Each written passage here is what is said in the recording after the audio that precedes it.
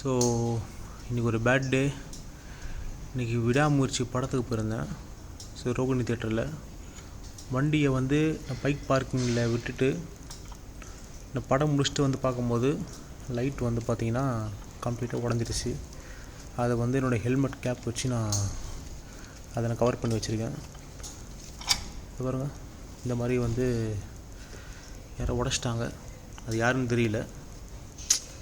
நான் பார்க்கும்போது மனசு ரொம்ப கஷ்டமாயிடுச்சு. ஸோ கஷ்டப்பட்டு ஃபிட் பண்ணது.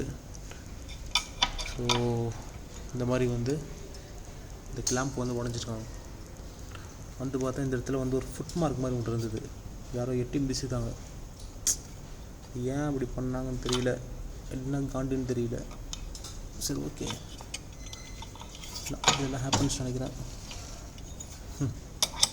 திருப்பி ஃபிட் பண்ணணும். அதை ஒன்றும் இல்லை, இப்போ இந்த கிளாம்ப் மட்டும் மாற்றினா போதும்னு நினைக்கிறேன். மற்றபடி லைட்லாம் பக்கா ஒர்க் ஆகுது. ஸோ ஒரு பொருள் வாங்குறது எவ்வளோ கஷ்டம், அதை சிம்பிளாக பண்ணிட்டு போயிடுறாங்க. இவங்கெல்லாம் என்ன சொல்கிறது. Okay, anyway, piece.